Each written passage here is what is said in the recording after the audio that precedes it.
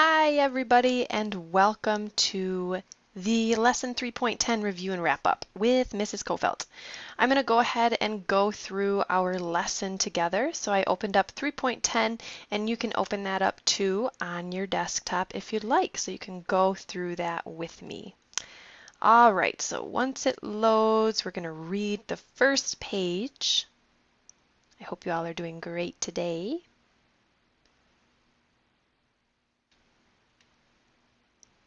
As always, you have the lesson resources available to you if you want to click on that. That will give you the reading guide and some helpful vocabulary as well. All right, let's get started. Rest in peace. Just in case trouble started brewing, one Chinese emperor had 7,000 life-size figures of soldiers, horses, and chariots buried with him. Now we're going to complete the unit review before taking the unit assessment. Here we have the mummy mask of Tutankhamun or King Tut. We have the mummy portrait, and we have the Shabti figures. And these are all Egyptian pieces of art. All right, so moving on to the review, we're going to click the over arrow so we can go to the next page. Unit review, treasures from the tomb.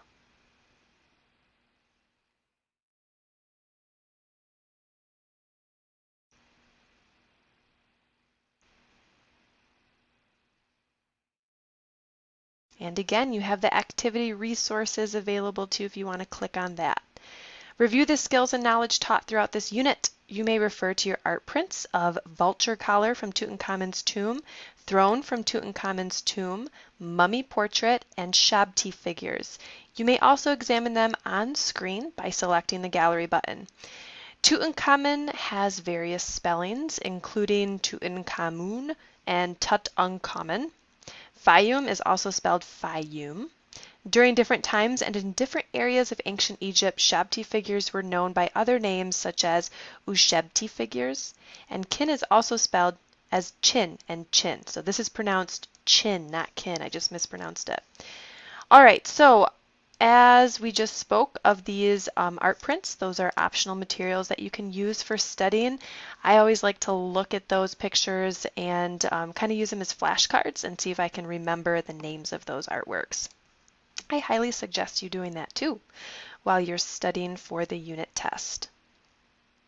I was actually just watching a really cool Netflix series about artwork from history, and it's called Civilizations. It's really cool. All right, many of the best preserved ancient artworks were placed in tombs. Match the type of tomb artwork in the corresponding image. Enter the correct letter in each box. So here we have 4 different artworks, and we're going to match them up on what they are.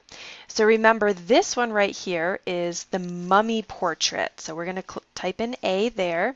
That is the mummy portrait that was painted on the coffin that looked like the person who had died and who was in the tomb or in the casket.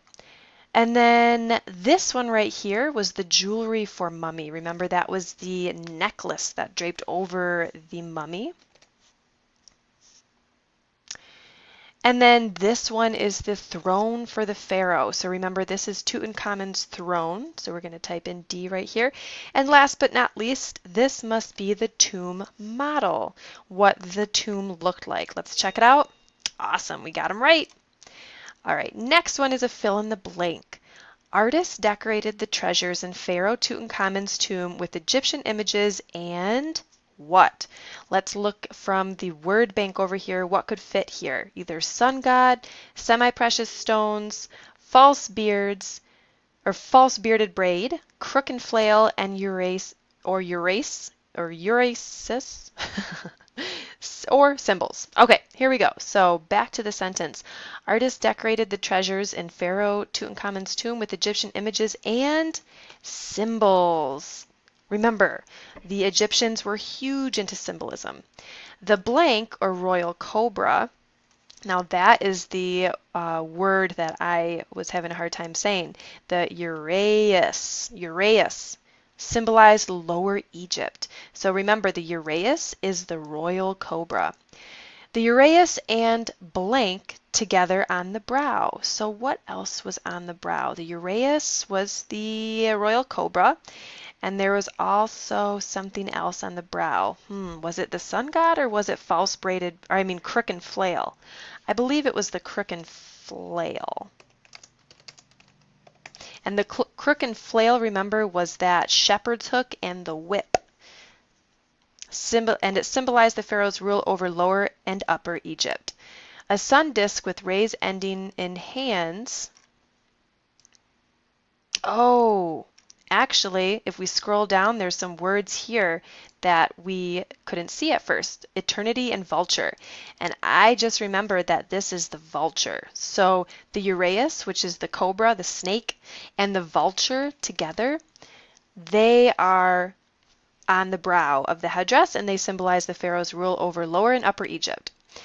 A sun disk with rays ending in hands symbolize the sun god. Let's see if that's correct. A blank symbolized the god of the underworld. What was it? The crook and flail, the false bearded braid, the sun god? I don't know. We'll have to come back to that one. The shen, loop of knotted rope, symbolized what? Eternity. The blank, shepherd's staff and a whip. Remember, there it is. The crook and flail symbolize the pharaoh's authority. Many of Tutankhamun's treasures were made of gold, colored pieces of glass, and semi-precious stones. So we have one left over, and that must be the false braided beard. The false braided beard symbolized the god of the underworld. Let's check it out. Awesome! Great job! All right, next one.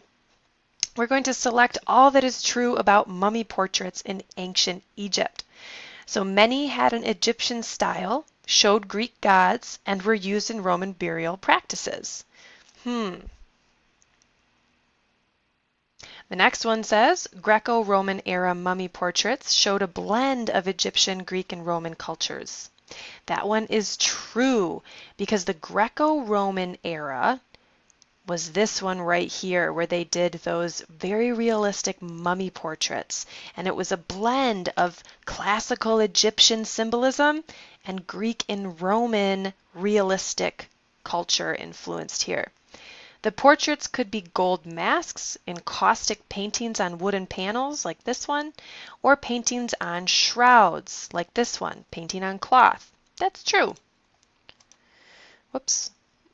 Greek-style mummy portraits depicted people as individuals instead of with Egyptian-style formulas.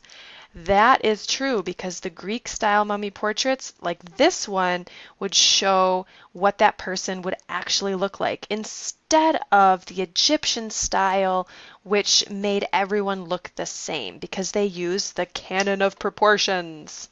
Let's check it out. Yay! Awesome! All right, next one. This is the last one. We're going to select all that are true about tomb models made in ancient Egypt and China. They served as doubles for the real things for the spirits of the dead. They sure did.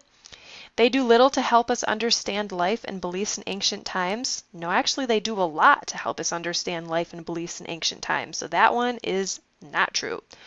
They could be mummy-like, shabbats, soldiers, or show people doing daily activities. That is true because look at here. We have soldiers, we have the shabtis, and we have people doing daily activities.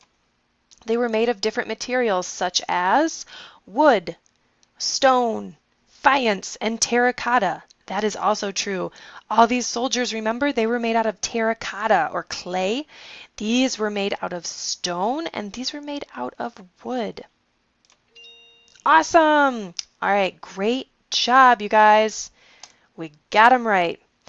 All right, now remember to review all the images from your lesson, the mummy shroud, the shabti figures, the terracotta soldiers from tomb of Qin Shi Huangdi, China. You can also look at them by clicking on the gallery button and just go through those, review those, make sure you know the names of them and that you can determine what they're made out of, what they represent. Click the menu here and you can look at all of the images that we talked about and learned about in this unit. All right, so happy studying, everybody. I hope you have a fantastic time. Oh, before we go, you can also click the place and time button, and that shows you where the artworks are. If I run my Adobe Flash really quick. All right, so we have this map here. You can click on different artworks that we learned about in this unit, and it circles the area in the world that that artwork is from. So good to know, adds to your studying. Happy studying, everybody. Thanks for tuning in. See you next class.